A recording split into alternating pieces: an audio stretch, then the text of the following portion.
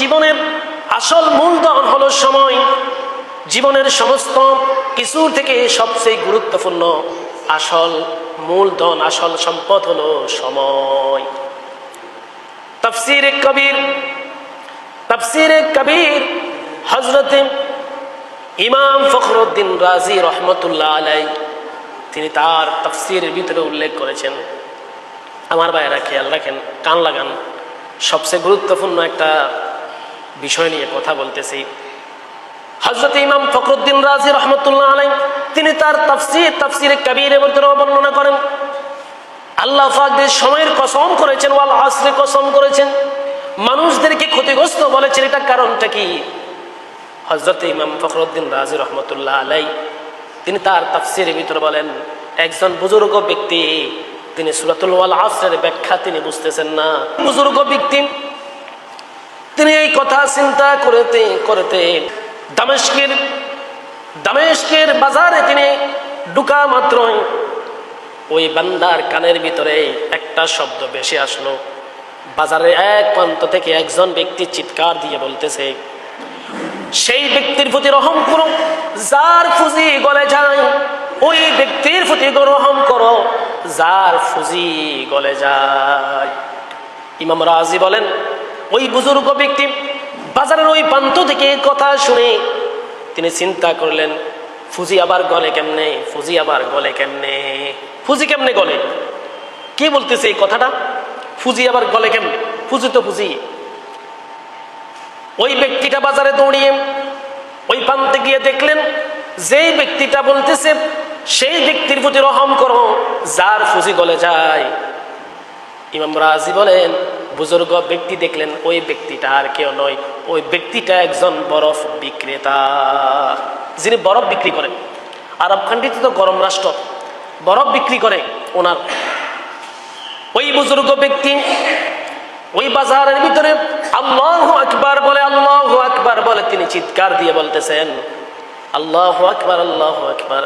এই বরফ বিক্রেতার এই কথার কারণে আমি সূরাতুল আসরের তাফসীর আমি বুঝে গিয়েছি। সুবহানাল্লাহ, সুবহান। কারণটা কি? ওই যে বরফ বিক্রেতা বলেছে সেই ব্যক্তির প্রতি রহম করো যার ফুজি গলে যায়। আমারও তো একটা ফুজি আছে, আমারও তো একটা ফুজি আছে। আমার ফুজিটার নাম হলো হায়াত।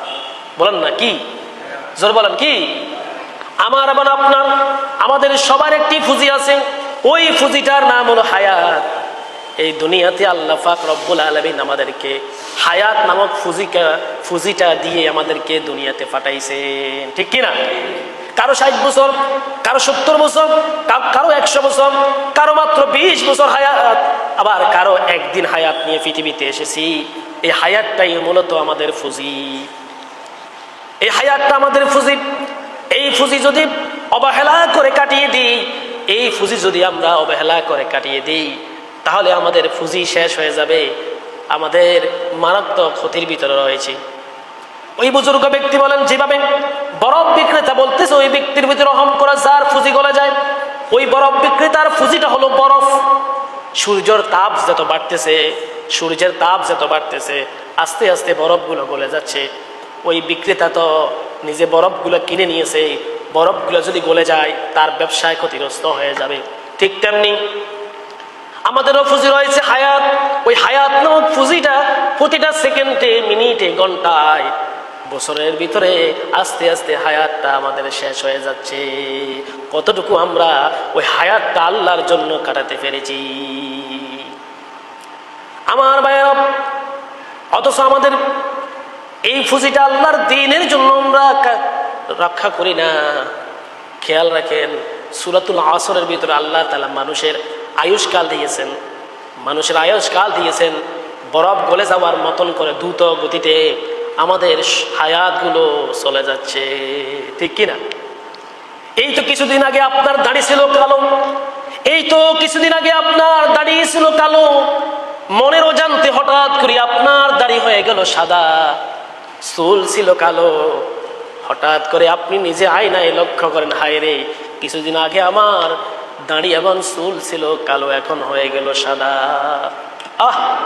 এরকম মনে আসে না? বলেন না, এরকম মনে আসে না? এটাই হায়াত। আল্লাহ সিগনাল দিচ্ছে আমাদেরকে, তোমার ফুজি হলো তোমার হায়াত। এটা যদি নষ্ট করে দেওয়া হয়, ফুজি যদি নষ্ট করে দেওয়া হয়, হায়াত যদি নষ্ট করে দেওয়া হয়, এটাই হচ্ছে বড় ক্ষতি। ঠিক কিনা?